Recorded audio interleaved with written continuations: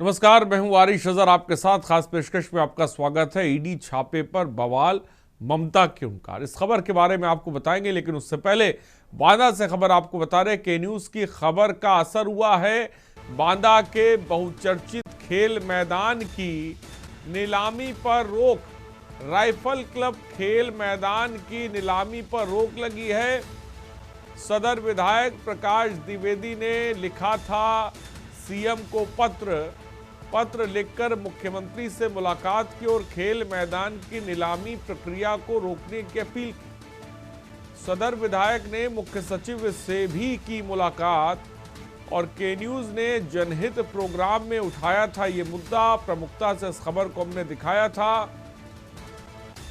खिलाड़ियों और समाजसेवियों ने भी मुहिम छेड़ी थी।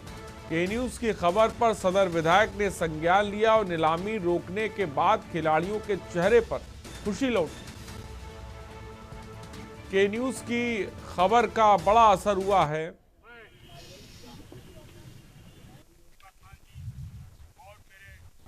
लेकिन लगातार आंदोलनों के चलते सरकार दबाव में आई और सदर विधायक प्रकाश द्विवेदी के अथक प्रयास से उन्होंने मुख्यमंत्री से को पत्र लिखा, मुख्यमंत्री से मुलाकात की और इसके बाद उन्होंने प्रमुख सचिव से मुलाकात की और इसके बाद जानकारी मिल रही है सोशल मीडिया के माध्यम से कि राइफल क्लब खेल मैदान की नीलामी को रोक दिया गया है। हमारे साथ हैं पूर्व खिलाड़ी और समाज सेवी, इनसे ही बात करेंगे और जानेंगे क्या है मामला। सर, क्या नाम है आपका? अनिल मिश्रा नाम है। मिश्रा जी, ये जो जानकारी मिल रही है क्या है पूरा मामला कि ये रोक दिया गया है, इसमें कितनी सच्चाई है? ये सदर विधायक प्रकाश द्विवेदी जी को इस मुद्दे को समस्त वरिष्ठ खिलाड़ियों ने, समाज सेवी संगठनों ने उनके संज्ञान में दिया। इस जनहित के मुद्दे को उन्होंने संज्ञान में लेकर मुख्यमंत्री तक इस बात को पहुंचाया गृह सचिव के माध्यम से, जो उनकी पोस्ट विभिन्न सोशल मीडिया के प्लेटफार्मों पर वायरल हो रही है। और मैं ये जान रहा हूं कि चूंकि सदर विधायक सरकार के लिए भी ये बहुत आवश्यक था। जन आक्रोश लगातार बढ़ता जा रहा था। खिलाड़ियों में लगातार सरकार के प्रति जो खेल के लिए सरकार खेलो इंडिया को आगे बढ़ा रही थी, उस सरकार के उस नारे को खेलेगा इंडिया तो जीतेगा इंडिया, जब खेल का मैदान ही नहीं बचेगा तो कहाँ खेलेगा इंडिया। तो जो प्रकाश द्विवेदी जी ने इस पूरे मामले को लेकर मुख्यमंत्री जी को उसको अवगत करवाया और गृह सचिव के माध्यम से निर्देशित किया गया है कि इसकी नीलामी प्रक्रिया रोकी जाए। लेकिन मैं एक वरिष्ठ खिलाड़ी, पूर्व खिलाड़ी होने के नाते, समाज सेवी होने के नाते यह मांग करता हूं सरकार से कि सरकार इसको पूर्ण रूप से खेल मैदान का दर्जा दे, क्योंकि राइफल क्लब 1902 में से लगातार खेल का मैदान रहा है। बीच में किन कतिपय कारणों से वो खेल के मैदान से बीडीए के अधिग्रहण में चला गया, इसकी जांच की जानी चाहिए।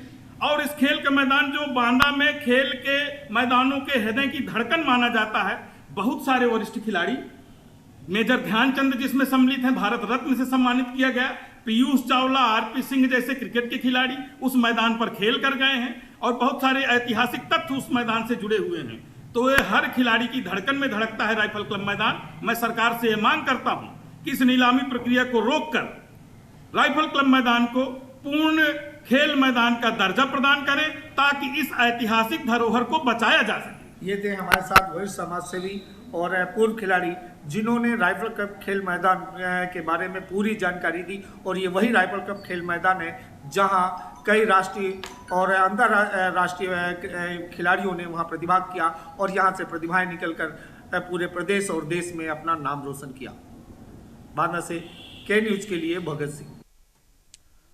और आगे बढ़ते हैं। पश्चिम बंगाल में चुनावी माहौल के बीच आईपीएसी दफ्तर पर ईडी की छापेमारी सियासी घमासान का कारण बन गई। दिल्ली से कोलकाता तक टीएमसी के विरोध प्रदर्शन से सियासी पारा चढ़ गया। वहीं पश्चिम बंगाल में एक बार फिर राष्ट्रपति शासन की चर्चा तेज है। दरअसल टीएमसी ने आरोप लगाया कि केंद्रीय एजेंसियां चुनाव से पहले पार्टी के रणनीतिक दस्तावेजों और डेटा को हाथ लगाने की कोशिश कर रही हैं, जिससे राजनीतिक माहौल और गर्मा गया। और पार्टी का कहना है कि ये कार्रवाई चुनाव वर्ष में राजनीतिक दबाव पैदा करने की साजिश का हिस्सा है। दिल्ली में टीएमसी के सांसदों ने केंद्रीय गृह मंत्री अमित शाह के कार्यालय के बाहर विरोध प्रदर्शन किया और प्रदर्शन के दौरान पुलिस ने कई टीएमसी सांसदों को हिरासत में लिया, जिन्हें बाद में पार्लियामेंट स्ट्रीट थाने से रिहा कर दिया गया।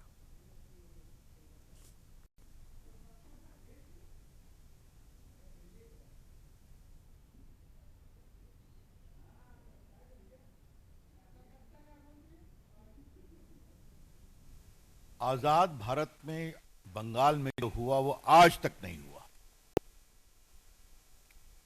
कि एक सिटिंग मुख्यमंत्री एक प्राइवेट प्रॉपर्टी में घुसकर जहां मनी लॉन्ड्रिंग की कार्रवाई चल रही है ईडी के द्वारा,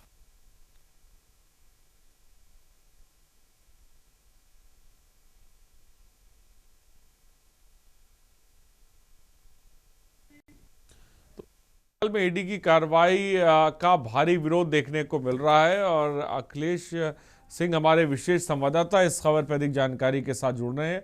अखिलेश, विरोध प्रदर्शन देखने को मिल रहा है ईडी की कार्रवाई के खिलाफ, ममता बनर्जी सड़कों पर है।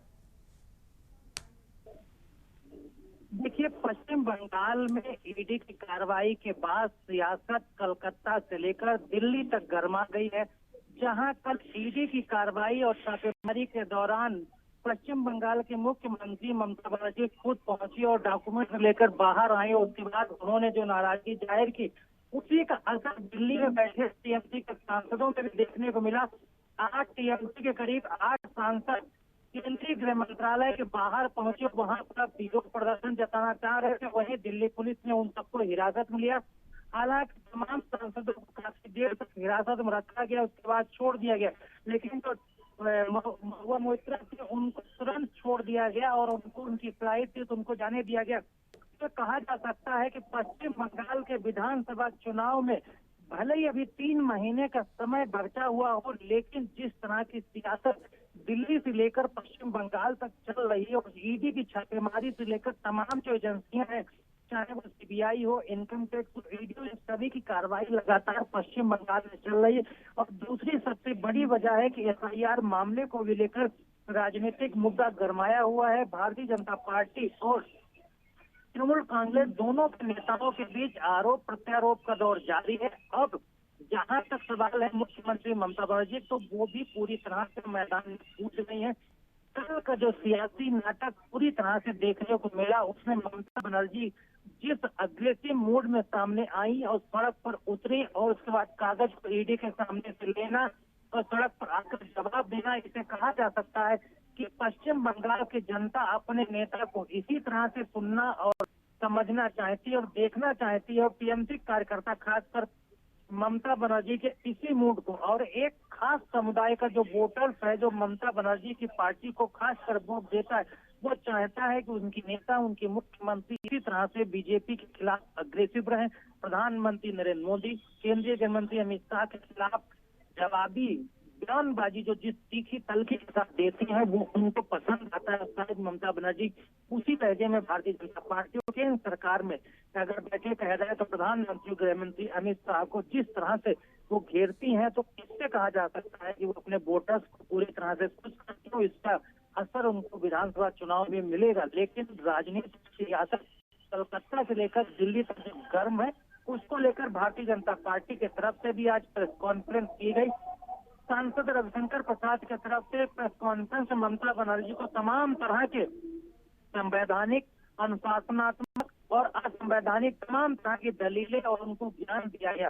फिलहाल इसका जवाब भी टीएमसी की तरफ से भी दिया गया, लेकिन सवाल यही है कि पश्चिम बंगाल के विधानसभा चुनाव में 3 महीने का वक्त है। अभी छापेमारी तमाम एजेंसियां और तमाम तरह की राजनीतिक उठापटक दिल्ली से लेकर पश्चिम बंगाल तक देखने को मिलेगी। लेकिन ये कहा जा सकता है कि भारतीय जनता पार्टी ये मान के चल रही है कि इस बार वो चुनाव में बड़ा खेला करेगी, लेकिन ममता बनर्जी ने भी तय कर लिया है कि इस बार वो बड़ा खेला नहीं करने देंगे। पिछली बार के विधानसभा चुनाव की तरह वो जीत दर्ज करके देखना होगा कि इस बार के विधानसभा चुनाव में खेला करने में भाजपा या फिर टीएमसी यानी ममता बनर्जी कामयाब होती है। ठीक है, कौन कामयाब होगा फिलहाल देखना दिलचस्प होगा। बहुत बहुत शुक्रिया अखिलेश हमसे जुड़ने के लिए और तमाम जानकारी देने के लिए।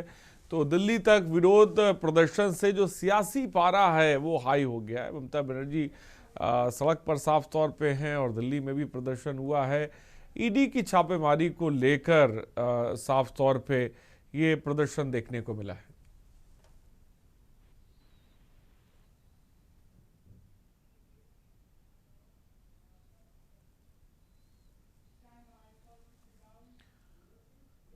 और आगे बढ़ते हैं। सिरमौर में भीषण बस हादसा, 8 की मौत हुई। हिमाचल प्रदेश के सिरमौर जिले में शुक्रवार को एक यात्री बस दुर्घटनाग्रस्त हो गई। हादसे में अभी तक 8 लोगों की मौत हो चुकी है, जबकि कई घायल हुए हैं। रेस्क्यू टीम बचाव कार्य में जुटी और सिरमौर जिले के हरिपुर धार में निजी बस हादसे में 8 के करीब लोगों की मौत से अड़कम है। घायलों को घटनास्थल से निकाला जा रहा और ये बस कुपवी शिमला जा रही थी, जो हरिपुर धार के पास खाई में गिर गई और घटना के बाद मौके पर चीख पुकार मच गया।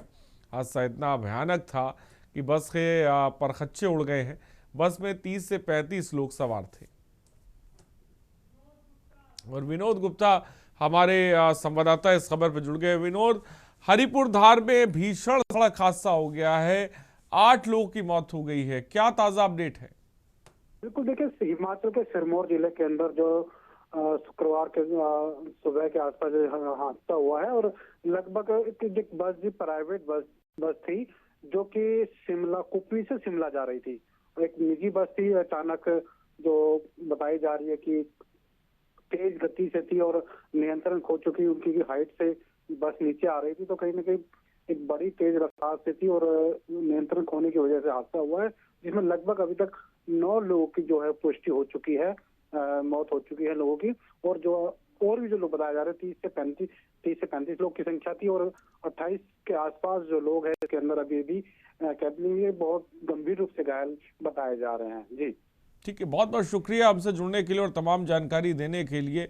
तो राहत और बचाव का कार्य जारी है। भीषण सड़क हादसे में 8 लोगों की, आपको बता दें, मौत हो गई है।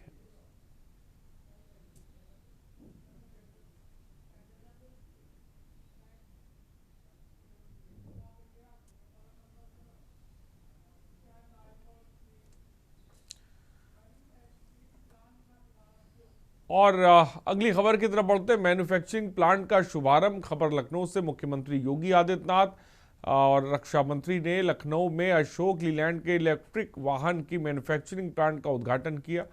इस मौके पर भारी उद्योग और सार्वजनिक उपक्रम केंद्रीय मंत्री HD कुमारस्वामी भी मौजूद रहे। सीएम योगी ने फैक्ट्री का उद्घाटन करने के बाद ई बस में सफर भी किया और फैक्ट्री का निर्माण सरोजनी नगर इलाके में करीब 70 एकड़ में किया गया है। यहाँ पर ई बस, ई ट्रैवलर और ई लोडिंग वाहन बनाए जाएंगे। और कार्यक्रम को संबोधित करते हुए मुख्यमंत्री योगी आदित्यनाथ ने कहा कि यह हमारे लिए महत्वपूर्ण अवसर है और इसके लिए मैं हिंदुजा परिवार को बधाई देता हूं। और ये निवेश बताता है कि यूपी में बीते 8 सालों में क्या परिवर्तन हुए। प्रदेश के हर जिले में निवेश हो रहा है, जो कि बताता है कि अब यूपी अनलिमिटेड पोटेंशियल का ही नहीं प्रदेश नहीं, बल्कि पोटेंशियल को परिणाम में बदलने वाला प्रदेश बन चुका है।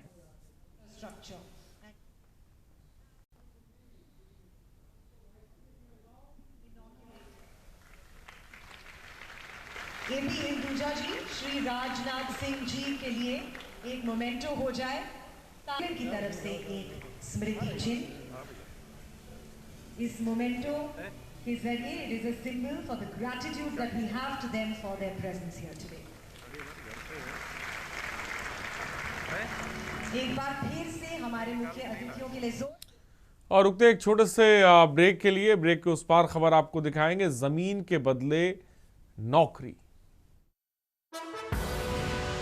और ब्रेक के बाद आपका स्वागत है। जमीन के बदले नौकरी से जुड़े कथित घोटाले के मामले में दिल्ली के राउज एवेन्यू कोर्ट ने बिहार के पूर्व मुख्यमंत्री और पूर्व रेल मंत्री लालू प्रसाद यादव, उनकी पत्नी राबड़ी देवी और बेटी मीसा भारती, बेटे तेजस्वी यादव सहित अन्य आरोपियों के खिलाफ आरोप तय करने का आदेश दिया। कोर्ट ने सभी आरोपियों को व्यक्तिगत रूप से पेश होने का निर्देश दिया और विशेष न्यायाधीश विशाल गोगने ने कहा कि पूर्व रेल मंत्री लालू यादव ने अपने पद का गलत इस्तेमाल किया और इस दौरान उन्होंने आपराधिक गतिविधियों को अंजाम दिया। यादव परिवार ने रेल अधिकारियों और अपने करीबी सहयोगियों की मिलीभगत से जमीनें हासिल की और जिसमें रेल अधिकारी भी शामिल थे। सीबीआई की चार्जशीट में नामित 103 आरोपियों में से 5 की मृत्यु हो चुकी है।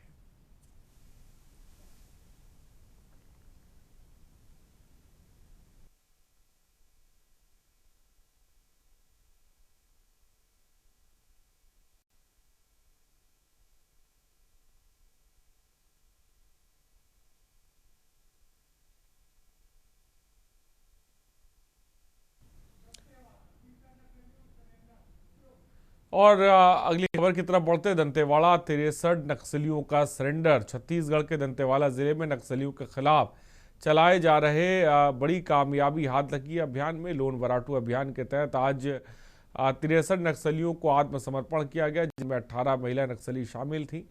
यह घटना राज्य में नक्सलवाद के खिलाफ चल रही लड़ाई में एक महत्वपूर्ण मोड़ साबित हो सकती है और आत्मसमर्पण करने वालों में पश्चिम बस्तर डिवीजन कमेटी के सचिव मोहन करती भी शामिल हैं। इस बड़े पैमाने पर हुए आत्मसमर्पण से नक्सलियों के संगठन को बड़ा झटका लगा।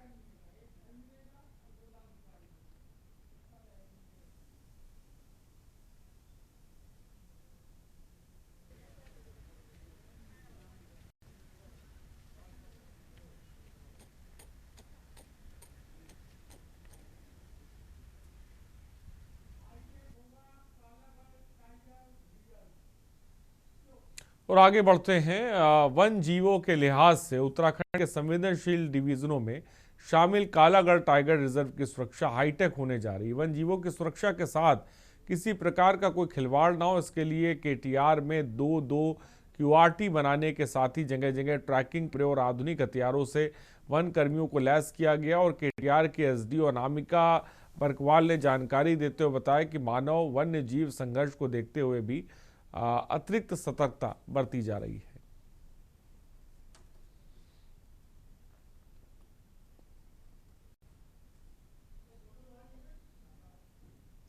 क्यूआरटी के लिए बहुत सारे नए इक्विपमेंट्स भी मंगाए हैं, जैसे हमारे सूट्स है या फिर हमारे नए सेंसर कैमरास हैं, जिससे हम वाइल्ड लाइफ की मूवमेंट ट्रैक कर सके। आपको पता है कि पौड़ी ज़िले में अभी वन्यजीव संघर्ष बहुत ज़्यादा बढ़ गया है, तो अभी हमने क्यूआरटी बनाई है। साउथ बाउंड्री के लिए अलग हमने बनाई है, नॉर्थ बाउंड्री के लिए अलग। तो सबसे पहले हमारे रेंज ऑफिस का जो स्टाफ है वो तो जाता ही है, बट साथ में हमने स्पेशलाइज्ड टीम, डेडिकेटेड टीम भी रखी है, जो तुरंत वहाँ जाकर और एकदम रिस्पॉन्स टाइम मिनिमम रखकर वहाँ पर एक्शन लेती है। और खास पेशकश में इतना ही, बने रहिए हमारे साथ। नमस्कार।